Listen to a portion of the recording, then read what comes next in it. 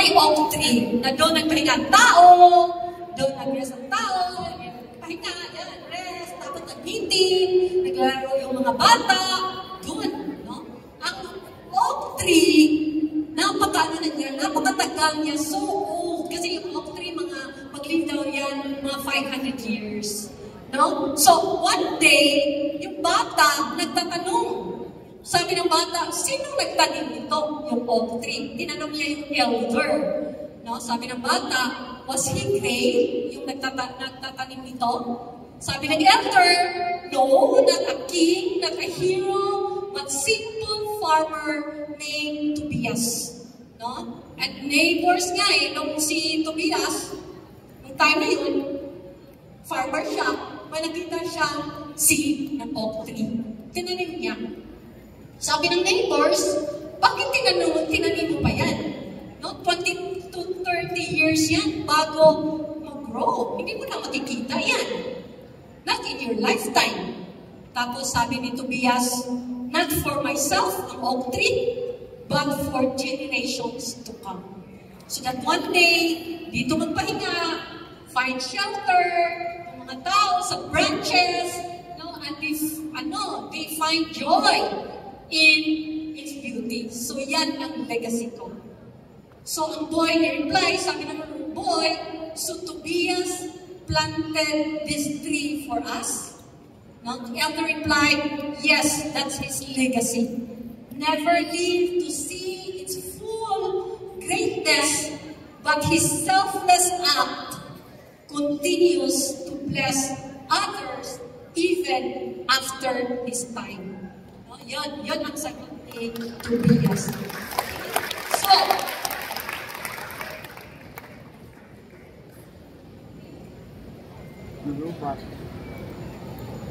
okay, so yan din tayo. No? Wala tayong mag-STP tayo, wala tayong immediate results, di ba?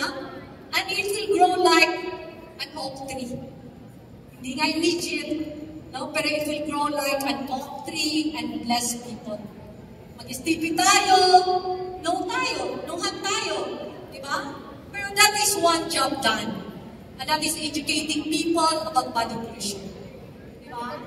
And that is making this place, making this world a healthier place to live. That the world becomes better because we are here. Diba? No? Ako without lifestyles, alam niyo kung ano, napaka-unhealthy ng lifestyle namin. Meron talaga kaming Coke sa ref namin. No? Coke kami ng Coke. Tapos ang natin pa yung ginagamit namin medications kung may mga sakit kami. But now, with Intra, naging first aid namin. Kung may sakit kami sa ulo, sakit siyan, sakit sa bulsa. Hindi na kami pupunta ng ref at ng doktor.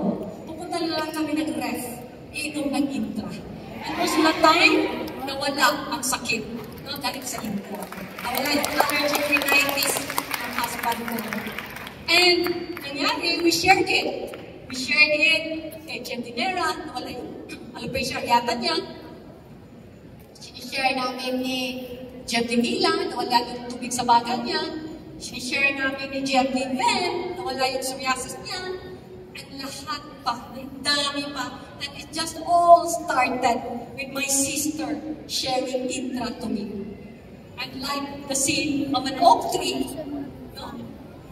Kung anong meron ka ngayon is like a seed of an oak tree, what you have in your hand. No? And also, we're giving hope to hopeless. Diba? Ganda mo na feeling. Giving hope to hopeless. Yung sakit nila, hopeless na. Yung utang nila, hopeless na. Pagpunta pa ng doktor, sabihin sila, ay, malala na to. No? Wala na to. Pero ang distributor, yung kausapin mo, ma'am, yan lang ma'am, sakit mo. Kasi 2 cents lang yan ma'am. No? Gagaling ka na. Gaganda ka pa. Excited pa. Diba? Wala namang hopeless eh. Pero sa akin, with hope and love, there are a lot of possibilities. Diba? Tapos, yun, wala talagang ibang medicine like hope. Kasi ang hope reduce stress and anxiety talaga. Kaya nga, yung HOPE stands for, alam mo ba anong meaning ng HOPE? H-O-P-E? No? HOPE is helping one person every day. Yan! Diba? Hindi lang ano ito. Ano tayo most of all? Ano natin, tinuturuan natin mga tao to dream big again. Yun ang gusto ko talaga. Dreams are important. Pero free siya. Ginawang free ni God because it can do amazing things for us. Na kahit wala kang pera, even if you have nothing, but if you have dreams, you will achieve everything just to get your dreams. Ako na nag-umpisa ako, wala akong face value, wala akong pera, wala akong confidence, wala akong skills. But because malaki yung dream ko, inaral ko maging confident, inaral ko, nangutang ako para sa puhunan ko. Inaral ko yung skills. How to be a leader, because hindi ako leader. And because nakuha ko yun, nakuha ko rin ang mga dreams ko. Kaya tayo dreamer, kaya lang yung bills natin pumatay sa dream natin. I am a dreamer, but when I started working, the dream stops.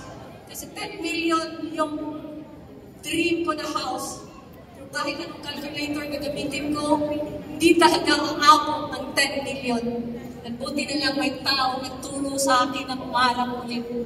At ngayon, I'm not just dreaming my dream, I am living my dreams. Yes, grabe talaga.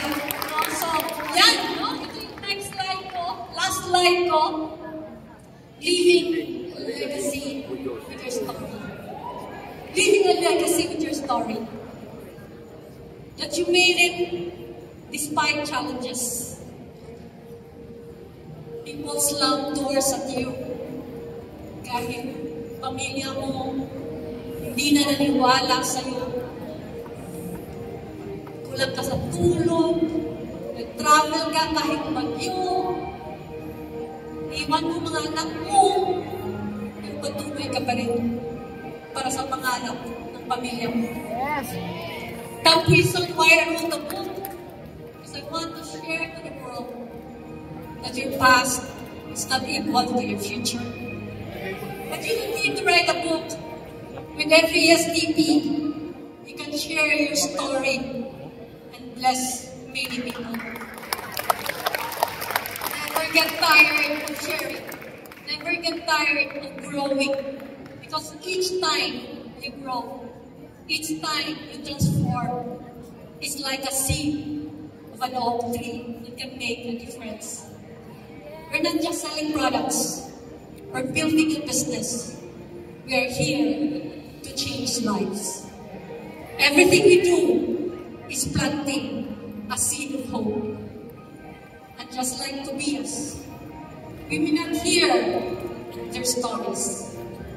How do we give them courage to dream bigger for their family?